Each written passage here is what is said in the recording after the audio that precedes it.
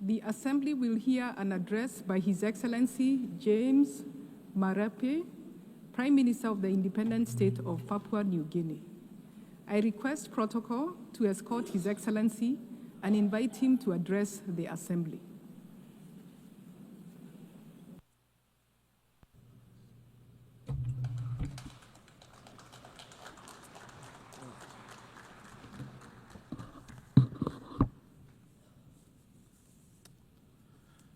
Madam President, congratulations on your election to the presidency of the 88th session of the United Nations General Assembly. I want to also thank the outgoing president for his wonderful work. Secretary General, Excellencies, distinguished delegates, ladies and gentlemen. Firstly, on behalf of my country, Papua New Guinea, I want to say thank you to Almighty God, the Creator God, for the care of my country the last 50 years. It is truly with deep honor that I bring to this assembly warm greetings from the 10 million people of my country.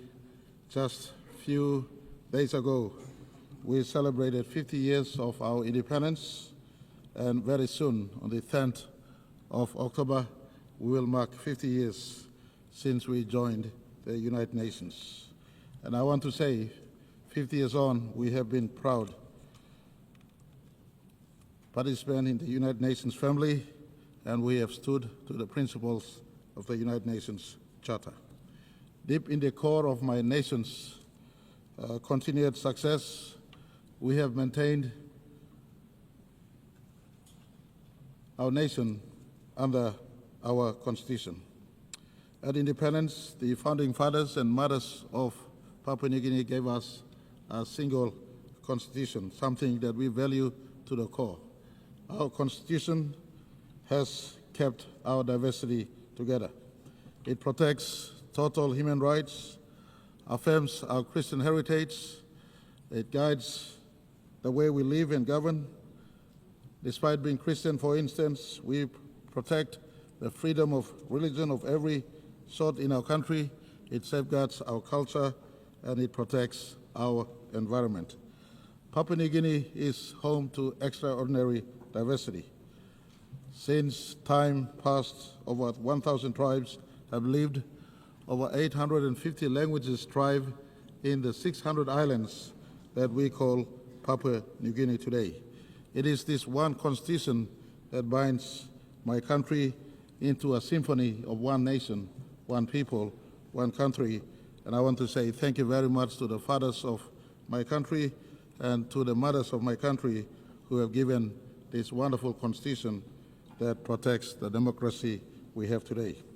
I want to also acknowledge the work of our churches, who alongside state has delivered education, health, and community services that has contributed to holding my country together. For this, we are forever grateful. I want to say deep in the heart of this Constitution, it preserves human rights and human dignity. And we coexist amongst ourselves. If you look into PNG today, we got mosque for our Muslim brothers and sisters. We have Hindus who practice their Hindu faith. We have many religions in our country. Our Constitution, whilst pronounced our Christian faith, tolerates diversity of religion, diversity of people's opinion, diversity of individuals' choice in as far as their practice of worship and how they want to live.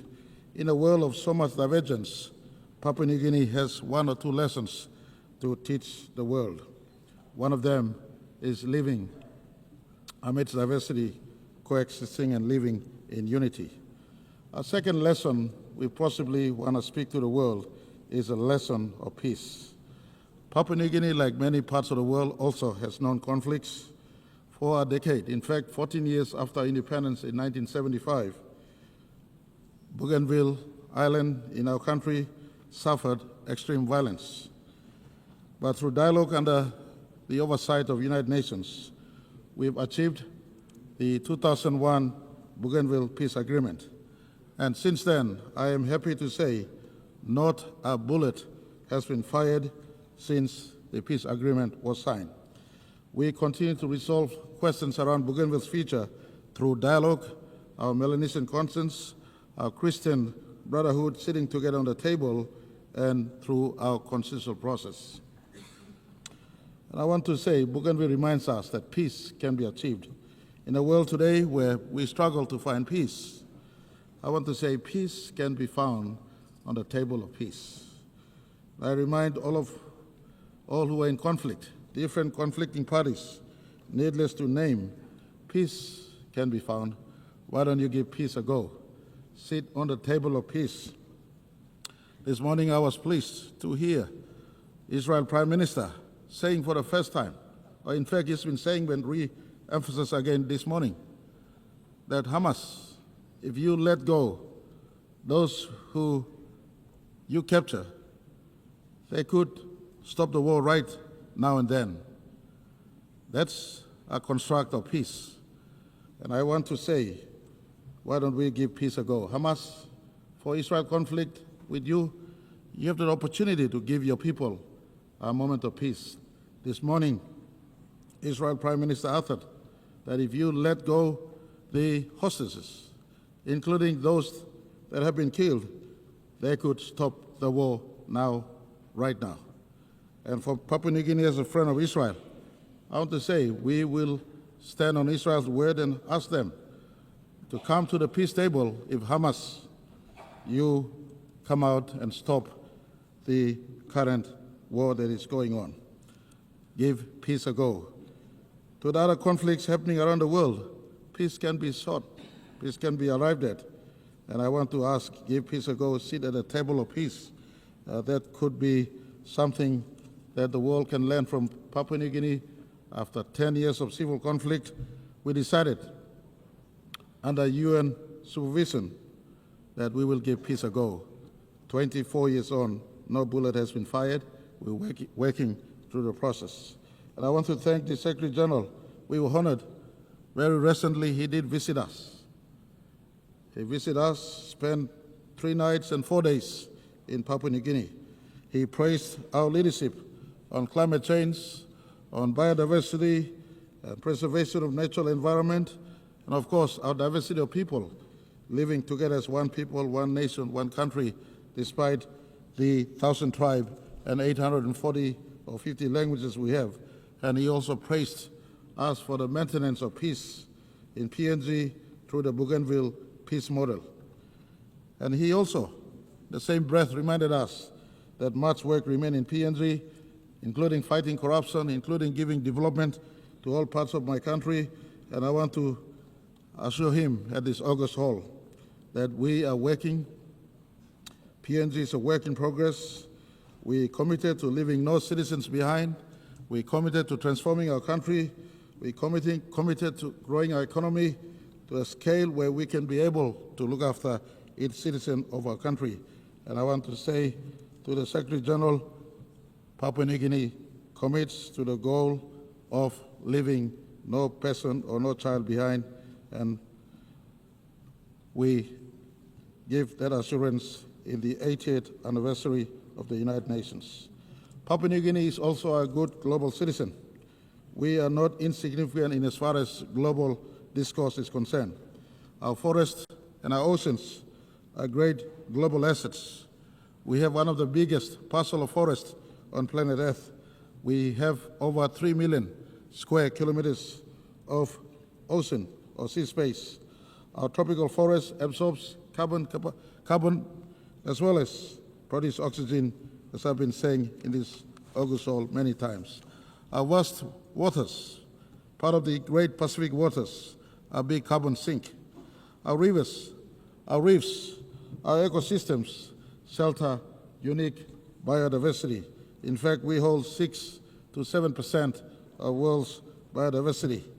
Why do I bring this up? I bring this up simply to point all of us that our planet is boiling. Our planet is in destruction mode. We must work to save our planet.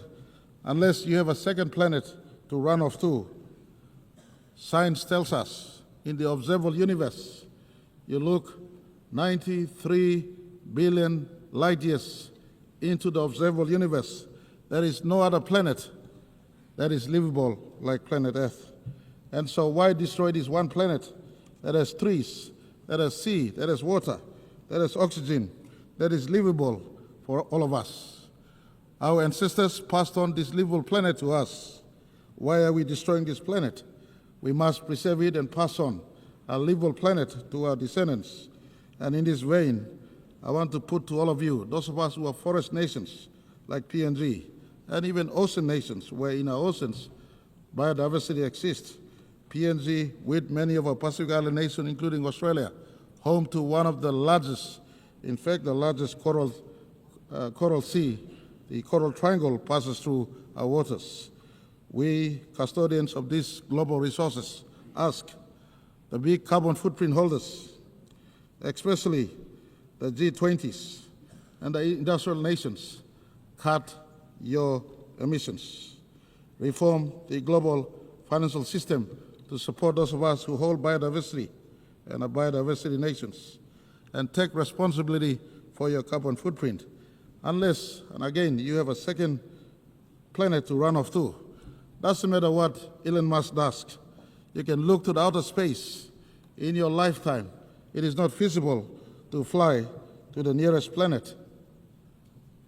And so let's save this one planet we have. As we face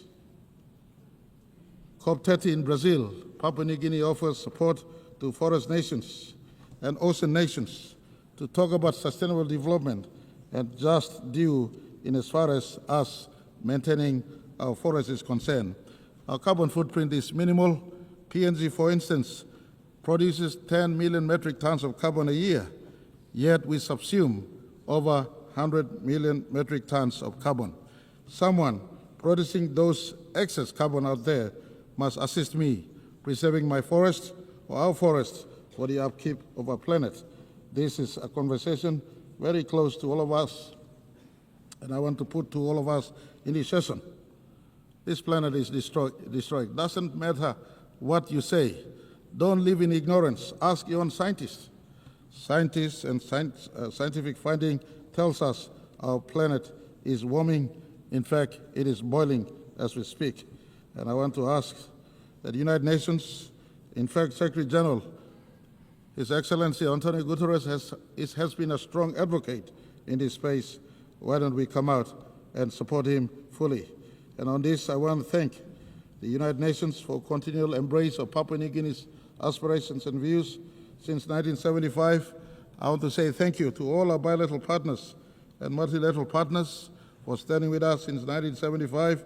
I want to thank Australia for being our strongest bilateral partner to date, including allowing us to be independent peacefully in 1975. I want to say thank you to all investors who've stood in PNG since 1975. Most of you know my line of thought. It is not aid and grant, but trade for PNG as we build our economy to sustain the over 10 million people that stays and call PNG home. I want to thank all NGOs and churches and individuals for their enduring support to my country in our 50th year of independence and democracy. Your solidarity has kept Papua New Guinea united thus far. In closing, I want to say 50 years ago we entered this assembly as one of the youngest members.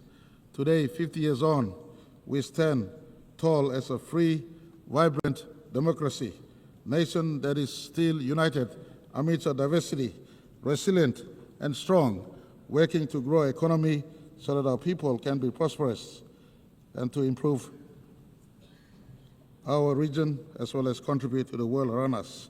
On behalf of Papua New Guinea, I want to congratulate United Nations for turning 80 this year, and to the world, 80 years may have passed.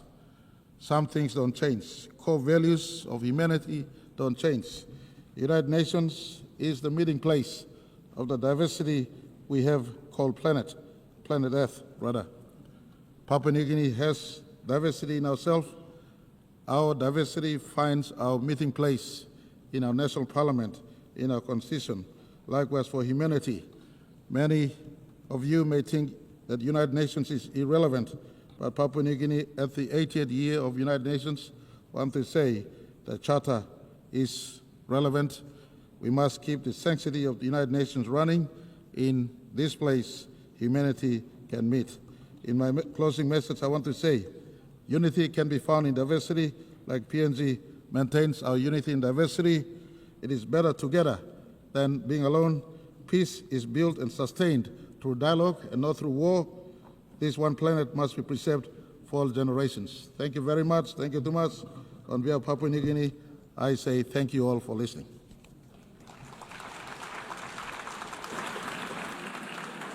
On behalf of the Assembly, I wish to thank the Prime Minister of the Independent State of Papua New Guinea.